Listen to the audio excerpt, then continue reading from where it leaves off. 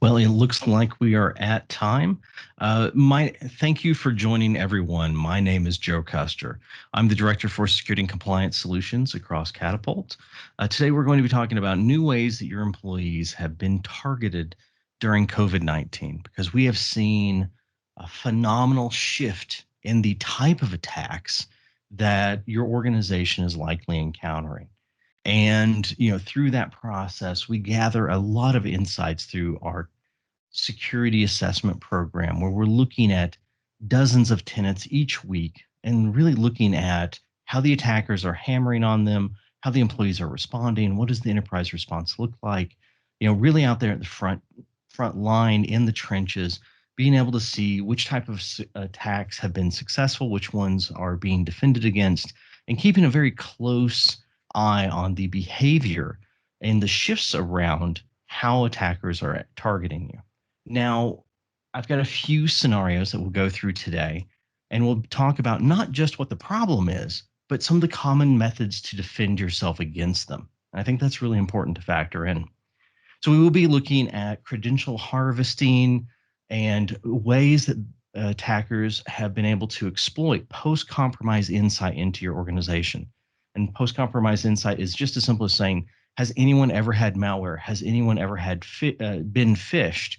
Well, there's certain pieces of information that the attackers have been able to gain from those type of experiences. And that information can be used against you in scary ways that can lead to re-breach in many scenarios. Well, next we have some significant and notable shifts in the type of malware that attackers are using, as well as the types of controls necessary to catch it. Likewise, on consent phishing. So not just on the malware side, we've seen the ways that they've been phishing end users has shifted, and it no longer is all about the username and password. If you haven't heard of consent phishing, this will be very important for you to understand today, because it has shifted the landscape significantly. Additionally, we've seen a significant level of attention on being able to bust in through VPNs, with everybody working from home, with everybody scrambling to adjust the way that they do their job. There's a lot of attention that attackers are putting on the VPN, because they know it's suddenly much more vulnerable than it had been in the past, because it's much easier to socially engineer users who aren't used to the way things work. And then lastly, we will talk about some interesting phenomenon where attackers are taking advantage of things like anonymized VPNs and being able to capture your data through where a situation where an employee will believe they're doing the right thing by trying to do something more secure, but it actually makes it much worse in the process. So through those type of scenarios, we want to make sure that you've got a good understanding of how the world has adapted during these, the COVID incidents and the sudden rush for the remote workforce. Now, as we look through and we look at the statistics from Microsoft, they have seen a significant level of additional attention towards reconnaissance, credential harvesting, malware, and VPN exploits. This just backs up what we're seeing in the field. Likewise, on the ransomware side, there's been quite a few. It's been the most common incident response for Microsoft between October 2019 and July 2020. And if you didn't catch the session earlier, I showed you a very easy tool to be able to significantly mitigate your headaches around ransomware. And from that perspective, protecting yourself is pretty important. So from that, let's go ahead and look at some of the pieces. So let's get into exploiting and post-compromise information. Every time that your employees are attacked, we have the scenario where they've been able to gather information. One of the very first things they'll do is track down things like your global address list. So if I have temporary access to an account, I can grab the gal out of email. What does that do? That gives you the entire organization structure, who reports to whom, all their emails, all their phone numbers, all their addresses. So as you go through that, that gives you a fair amount of information that you can then use to target that organization. Now, whenever you think of where your users are and where your attackers are, I want to go through a very quick exercise. Imagine where your employees should be successfully logging in from. It's going to be different for every organization. Now, hold that map in your head and then add in where you think the attackers are from. Frequently, people will pick on specific countries. And when you hold that in your head, though, take that big, deep breath. Keep the picture in your mind of your end users and where your attackers are. Now, then I'll show you, is this you? Because chances are it's surprisingly close. Now, what you're seeing here is green is successes, red is attempts to be able to log in that failed. Typically, that is attacker activity. And if you look at this, you'll actually see, okay, well, we actually see a green dot over here in Nigeria. We see green dots over here, and these may not be expected. And so when we do our security assessments, we actually identify at least 80% of the time that there are successful authentications from areas that the IT part of the organization had no idea that they were doing business in. Likewise, it would be scenarios where I think an employee has been compromised. How has that happened? So it causes this chasing down of, oh my gosh, why is somebody logged in from here? But in addition, when you look at that map, you see the overwhelming amount of red attacks. Now, here's the thing. When an attacker decides they want to get back into your organization, and almost always it's getting back into it because they've already gotten in once. Because what you're seeing here is they have your global address list and they manage to successfully phish a few users. Well, they keep trying to be able to get back in. And in addition, they'll see, hey, does this password work on somebody else? Because they changed their password because IT caught that it was compromised. But did anybody else have Contoso 2020 exclamation point as the password? And there's a strong correlation that yes, somebody else does. So what we are also seeing here is validation attempts. So as COVID hit, there was a very large number of people who were trying to cash out of their current compromised account lists. So the very first thing they do whenever they're going to put it on for sale is they validate, hey, are these usernames and passwords still legit?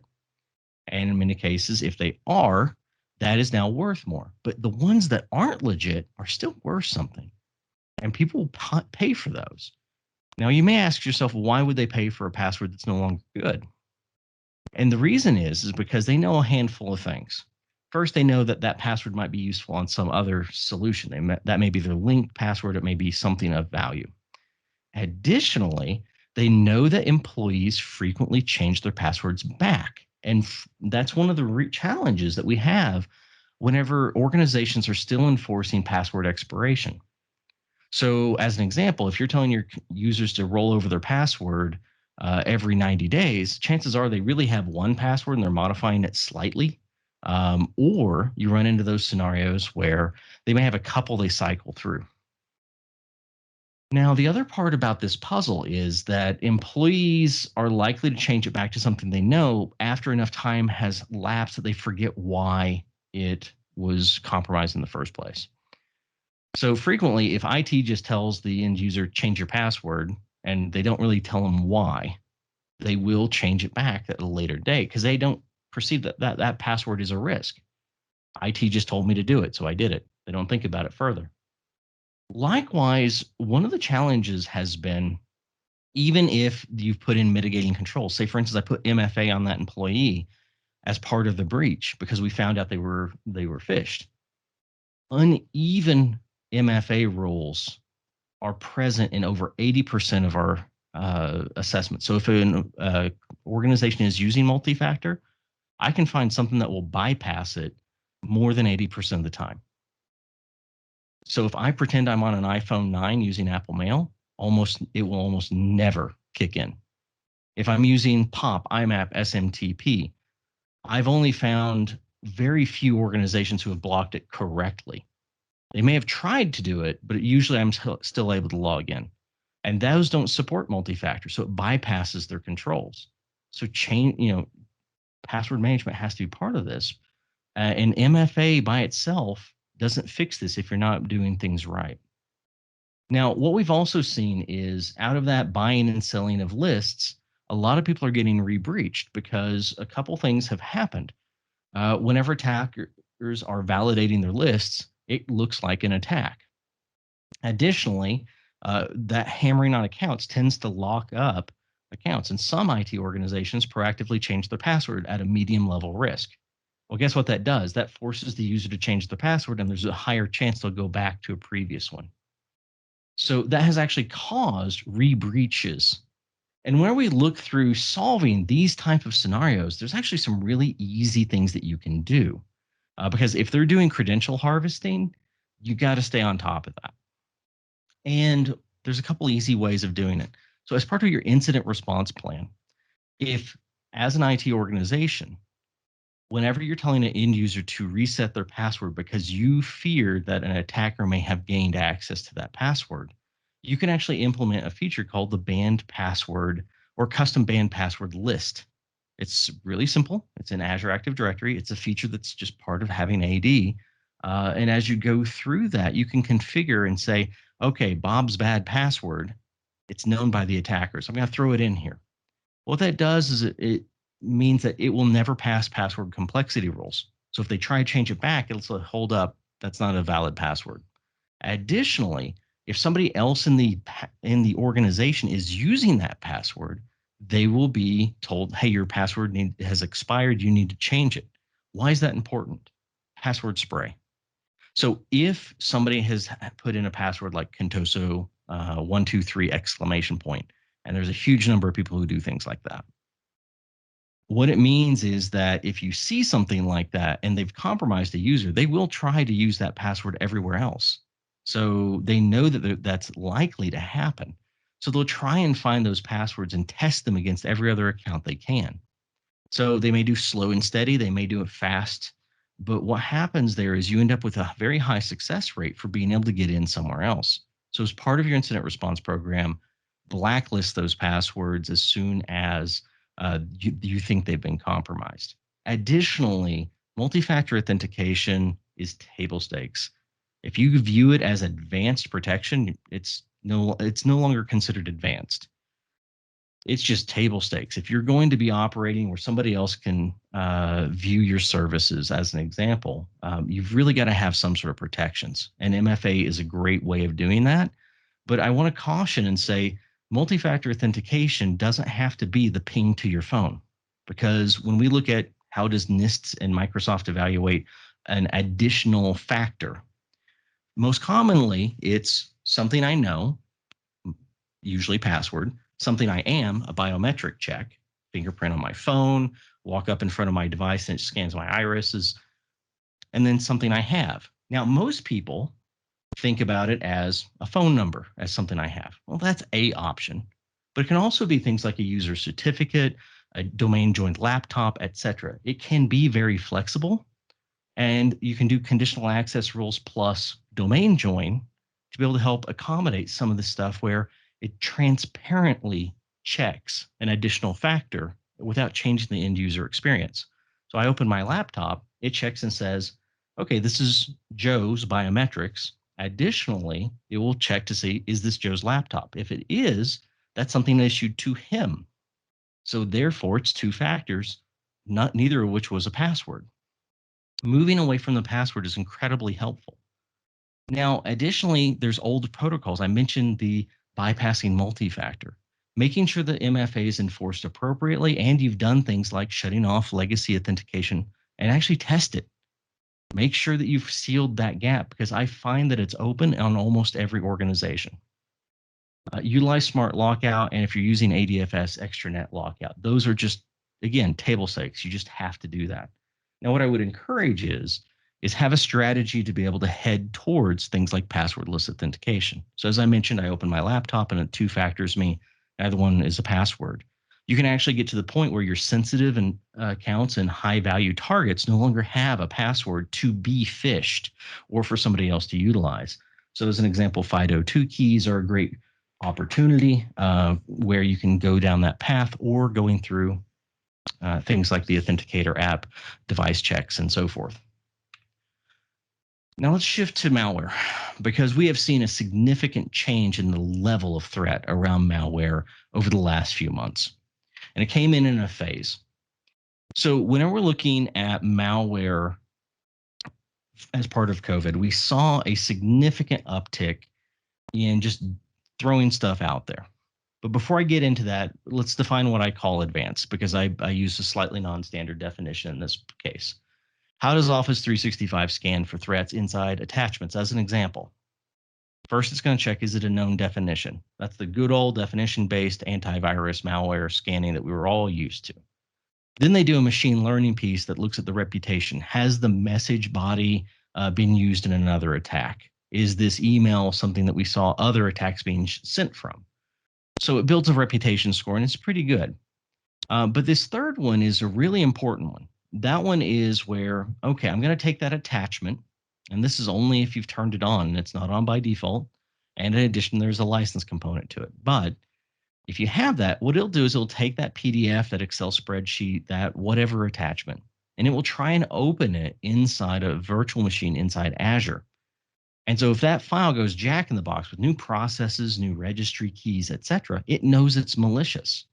So there you have a never seen before file that now has that type of payload inside of it, where it's a never seen before malware that you want to be able to capture.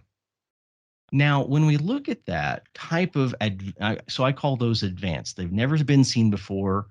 They're not going to be caught by definition-based tools.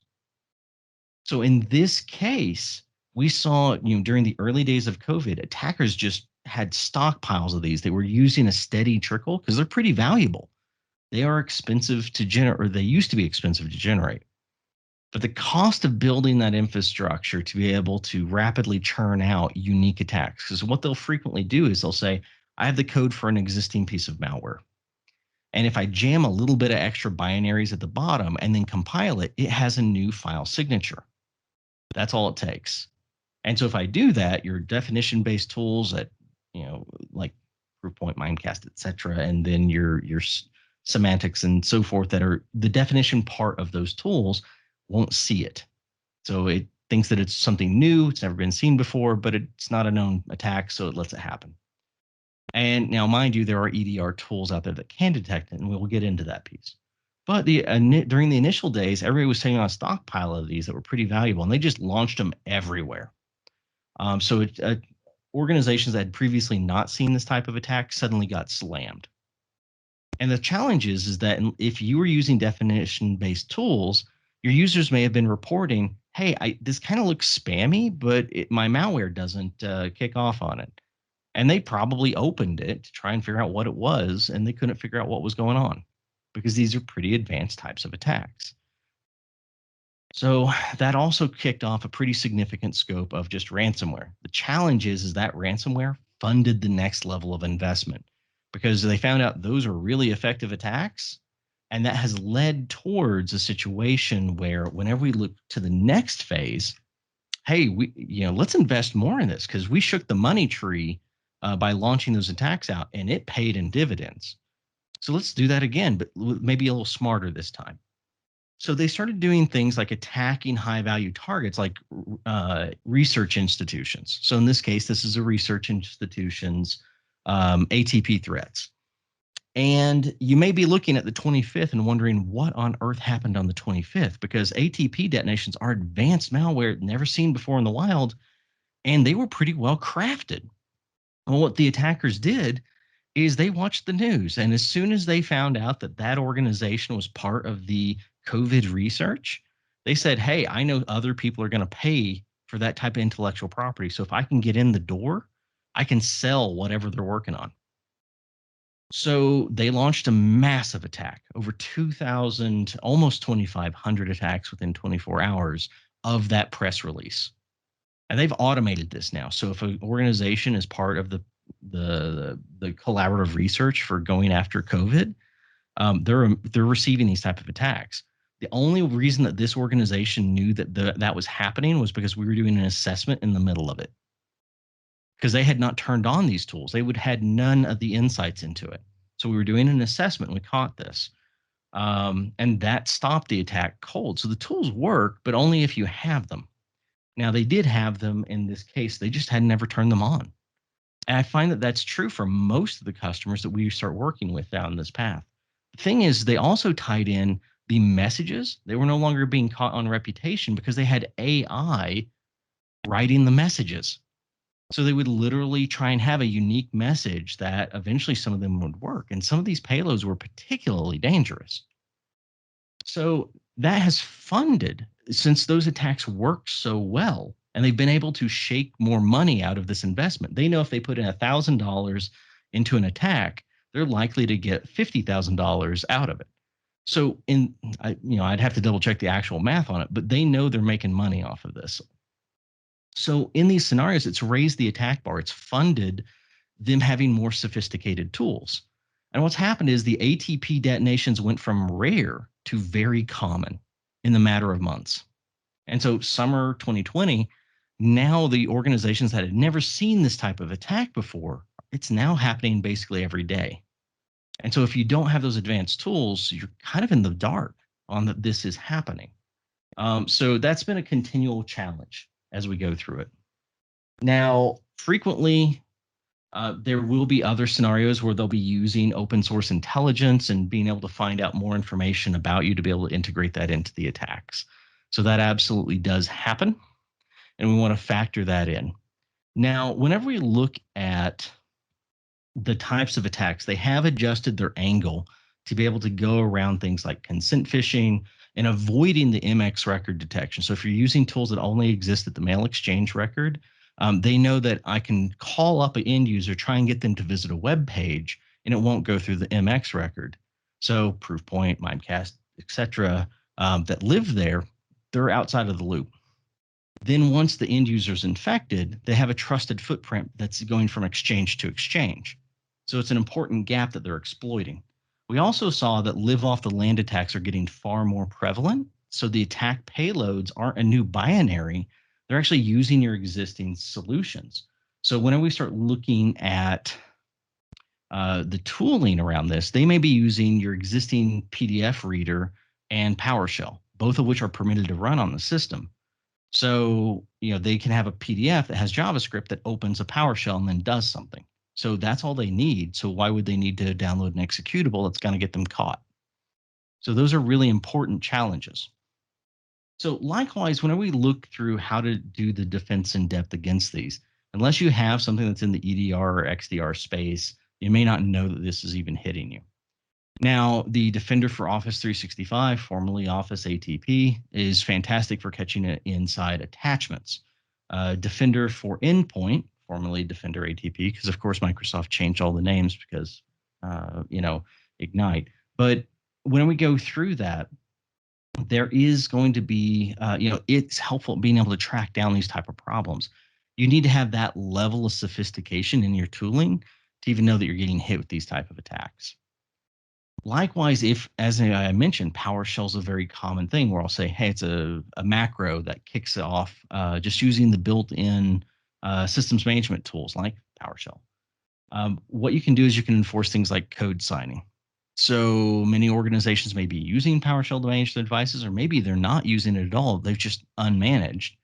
But what you can do is you can say, okay, we're going to sign all the code that's coming from us. We're going to disable everything else. That does work against certain types of attacks.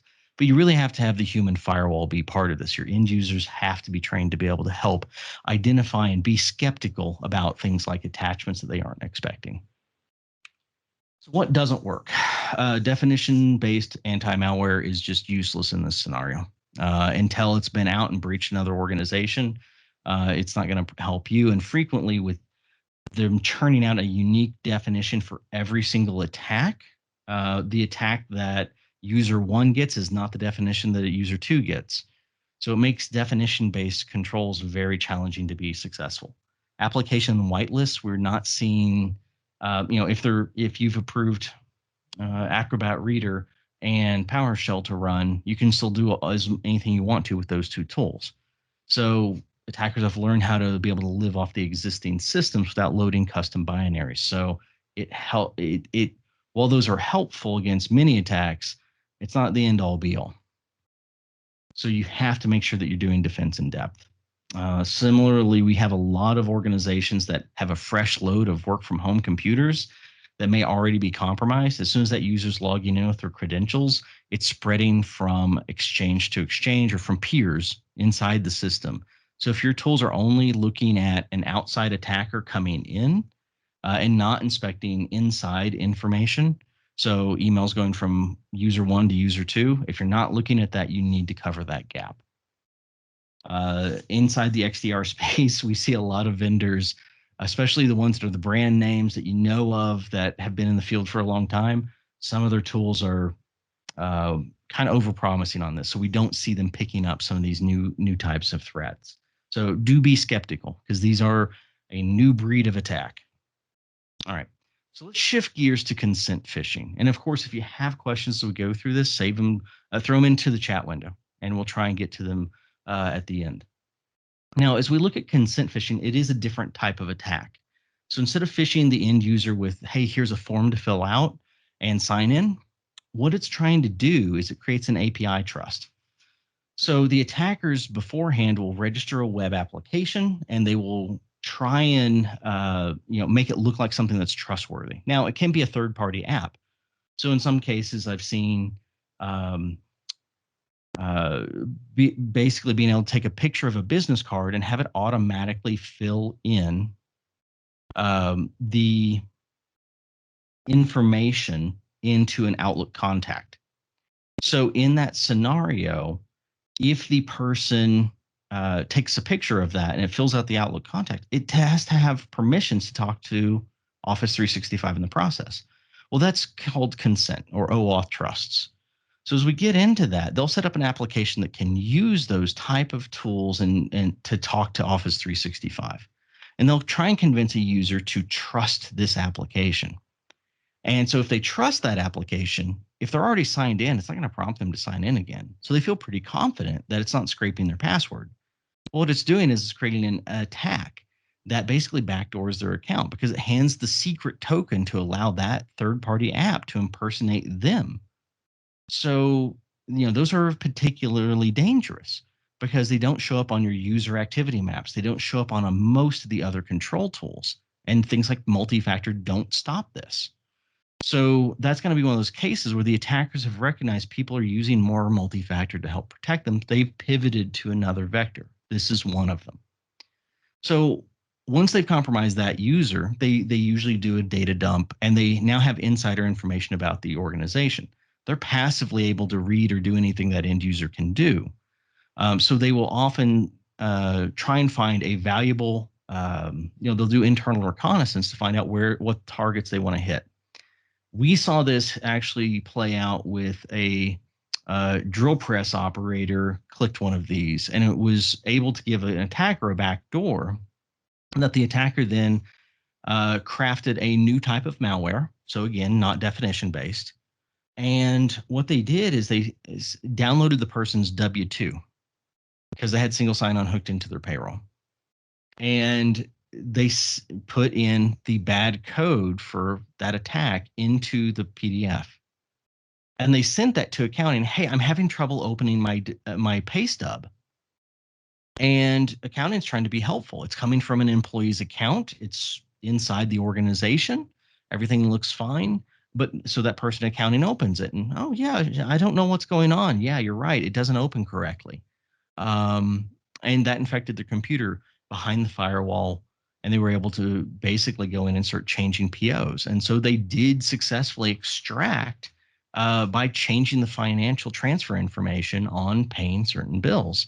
So they were able to hit that high value target, and it never once tripped up multi-factor. It never once tripped up geofencing for logins and things like that. So these are very dangerous. And For the end user experience, they're just going to see an email of, hey, welcome to Office 365, or click here to get started with OneDrive free today, or here's a useful application that they may want. Like, they may be spoofing something like Evernote, or they may be trying to use a CRM tool or something like that. And you can make it look like it's a legitimate application. And when you send that invite, it will actually route them to consenting, and that's on a real Microsoft page, because it's not malicious yet. It's just saying, hey, there's another web application out there. Do you want to trust it? So if you go over to ifthen-that.com or any other tool, you're going to get the same experience where, do you trust this application to connect to your data? And if you hit accept right there, it backdoors your account to allow that application to do what it needs to do. Well, the thing is that that actually captures your security token. And if a bad person's behind it, they can do a lot of damage. I've seen this be particularly effective against CFOs and financial directors. I've had, I think the number's 4 this month alone that we found inside of our assessments that were already backdoored with exactly this attack. So this is very significant because they can be in the environment for a very long time. Now, likewise, when we look at the tactics, frequently the email will be a OneDrive or SharePoint file sharing link, or from an outside organization. So they may have breached a different company and they're emailing all the people who do business with that organization. So now we have, things like impersonating Zoom or Polycom or business scanner apps or some other application. And we have seen where they will actually pretend to be developers. So you'll just see email and then test. And they'll even call up and impersonate somebody inside the organization saying, hey, I'm Ted in application development. Can you just click this as a test? And I have found that one, I think, 10 times this quarter, where somebody's used exactly that attack and it's backdoored accounts. Now, when we look at, detecting them and what they look like, so in that scenario, you may see, unless you've turned on the detection tools, things like cloud application security, you're not going to know that these are even there. So unless you go through hunting for what OAuth trusts people have enabled, so you can find it through the Active Directory Enterprise Apps list, as an example.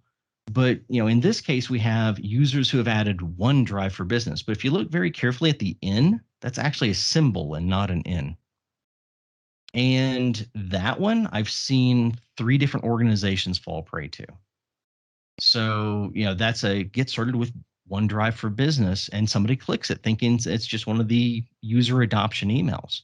And it works because it will tie into their account and then route them to OneDrive. So they are not suspicious of this experience. So detecting it is pretty easy, and managing it is pretty easy. So if you go to Cloud Application Security and you go under your OAuth apps, so portal.cloudappsecurity.com, you can find what applications your end users have trusted. And if you see stuff that you think is sketchy, investigate. And even if it's you think it's trustworthy, dig in and make sure that's actually the application, because we see a lot of impersonation being successful across here.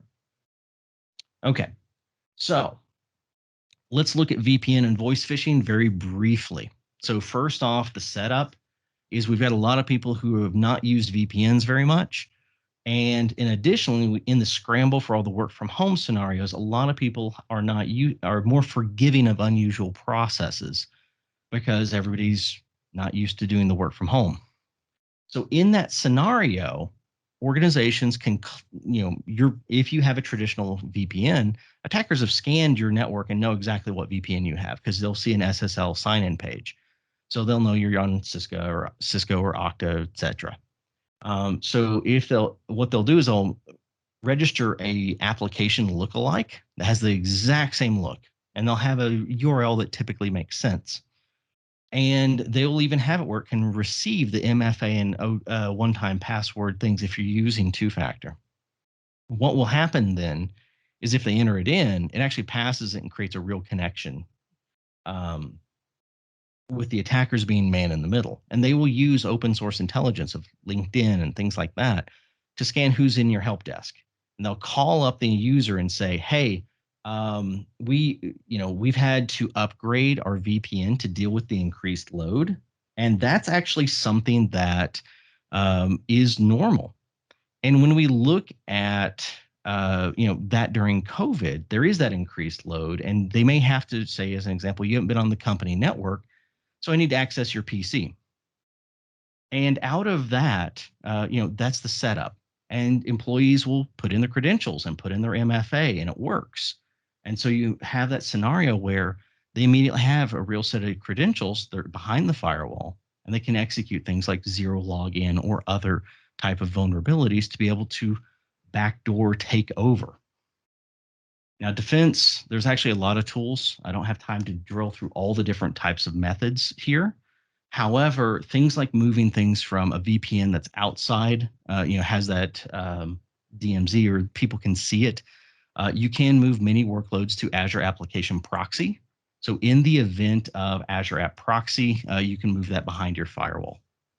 Now, integrating conditional access, radius authentication, etc. You can do a lot of suspicious activity checks in here as well. And of course, tying in intrusion detection, Microsoft Defender for Identity, etc., will detect a lot of the suspicious activity. The other thing that you can do, simply put, is to do a device check, though. Because if you're tying in device checks into your VPN, you know only your trustworthy devices are going to connect. The hard part is with all the work from home users. So being able to find the middle ground there may take some time. Okay. We do see a lot of attacks as an extra piece here. Where attackers are not trying to get users onto anonymized VPNs. So they're advertising very heavily at them. Hey, download this VPN today to help secure your connections. In reality, what's happening is they're getting the data network. They're getting your data to go through a network that's outside of typical management. And whenever that information's outside of the country, they'll do a man in the middle on a TLS 1.0 or 1.1 connection. So that is one of the reasons why Microsoft is pushing very hard to shut down those out-of-date protocols. So if you have things that are relying on that today, they are going to go dark, starting with the tenant upgrades happening in October, and that's part of that.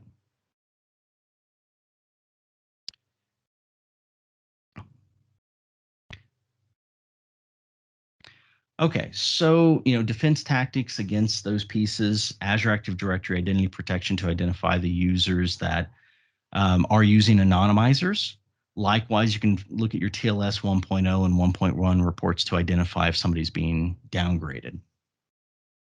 Similarly, you can set up automations. So Azure Sentinel, as an example, you have the ability of saying, hey, this popped positive for being an anonymizer. I'm going to drop that into my blacklist and kill the session.